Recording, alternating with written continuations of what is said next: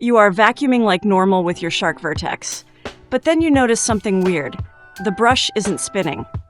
You flip the vacuum over, clean out the roller, maybe even pull out some hair.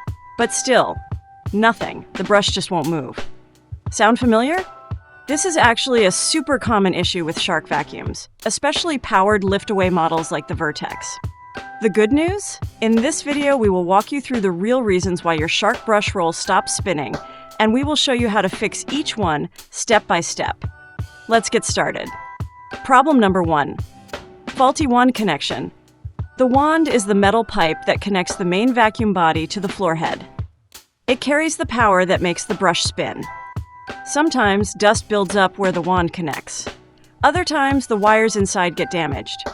Here's how to check. Remove the wand completely. For upright models, remove the wand and hose, then connect the handle directly to the floor tool. For stick models, attach the main body straight to the floor head, skipping the wand entirely. If the brush starts spinning now, the wand is your issue. Clean both ends of the wand using a dry cloth. If the wires inside are broken, don't try to fix them. It's not recommended because the internal wiring is delicate and usually not repairable. Replace the wand, preferable from official stores. Problem number 2. Broken wires in the cleaner head.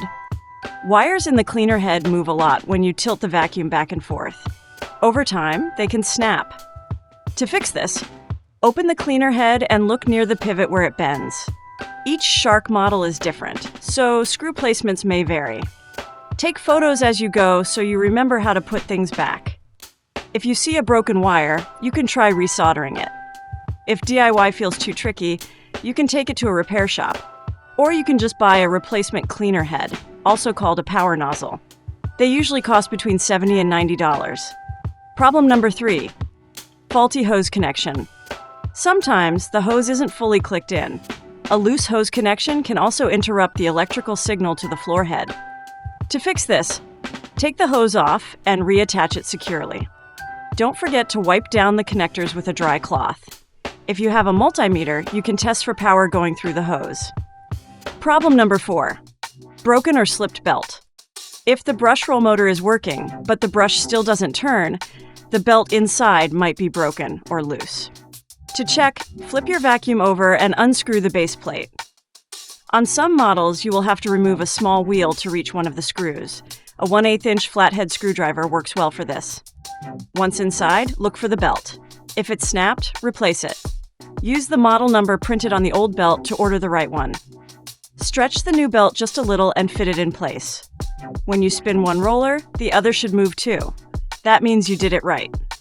Problem number 5. Brush roll switch is broken. Some Shark models have a micro switch to detect vacuum's position and stop brush roll when vacuum is reclined. If that switch is broken, it won't send power to the motor, no matter which position your vacuum is in. It is usually located inside the main body or handle. Try toggling the switch and test it in different modes. If nothing works, the switch may be faulty. You may find replacements in eBay. Problem number 6. Jammed brush roll. Sometimes the brush roll stops because it's jammed from hair getting wrapped around it. Even though Shark has anti-hair wrap features, long hair and threads still manage to get stuck. Try spinning the brush roll by hand. If it's stuck or doesn't move at all, look for hair or debris. Clean out anything stuck. You can take out the soft brush roll and wipe it with a clean towel. If you have checked all of what's said, ensure you've set the vacuum to setting 2, which is for carpet. Otherwise, brush roll may spin slowly. To avoid this problem in the future, here are a few easy maintenance tips. Clean the brush roll often. Cut away any hair or string. Wipe down the wand and connector pins. Avoid sucking up wet stuff like vacuuming liquids or hard stuff like coins, gravel, and screws. Store your vacuum indoors in a clean, dry spot. If this video helped you out, you'll find this one useful too, where I share yet another cleaning guide for a sweet, clean home.